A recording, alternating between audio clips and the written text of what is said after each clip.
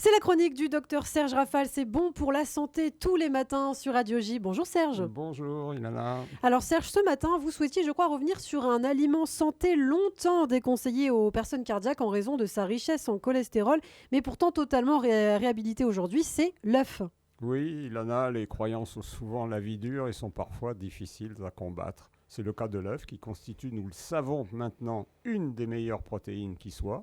Il a pourtant longtemps traîné la réputation d'aliment nuisible pour le cœur et donc pour la santé. Alors pour quelle raison ? Une seule, sa richesse en cholestérol. Le jaune en contient entre 150 et 200 mg selon la taille de l'œuf. D'anciennes études avaient établi un lien entre la consommation quotidienne de 300 mg de cholestérol et un risque d'accident cardiovasculaire accru, disait-on, de 20%. D'où la recommandation édictée alors, qui continue malheureusement parfois à circuler, de l'éviter ou d'en réduire drastiquement les apports. Nous savons à présent qu'il n'y a aucun risque à en consommer plusieurs par semaine, bien au contraire, même par un cardiaque.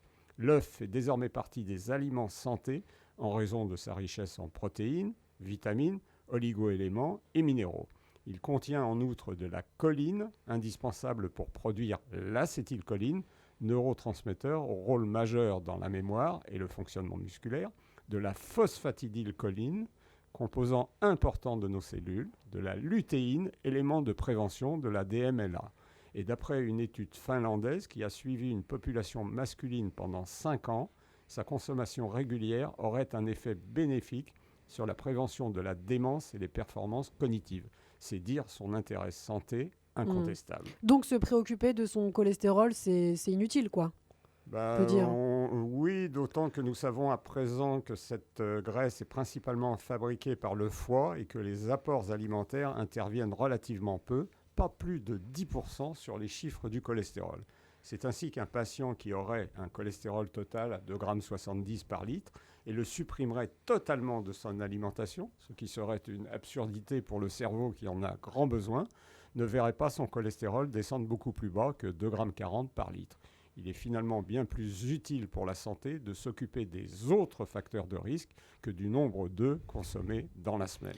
Par ailleurs, vous nous le dites, Serge, attention aux allergies à l'œuf. Oui, vous avez raison, il faut faire attention chez l'enfant car il est un des allergènes les plus fréquents avec l'arachide, le blé, les fruits à coque, le kiwi, le lait de vache, le poisson. Et surtout, il faut bien choisir ses œufs. C'est un aliment qu'il faut impérativement choisir bio, issu de poules élevées en plein air et nourries au grain, ou mieux aux graines de lin, afin d'augmenter sa concentration en oméga 3. Et veiller au mode de préparation. Vous avez raison, Ilana, attention aux extrêmes. Ne jamais le gober cru, véritable aberration nutritionnelle, ni le faire cuire à température trop élevée et trop longtemps, comme ça peut être le cas lorsqu'on décide de le manger dur, brouillé ou en omelette. Bon alors, en conclusion, Serge. Il est terrible le petit bruit de l'œuf dur cassé sur un comptoir d'étain, disait Prévert.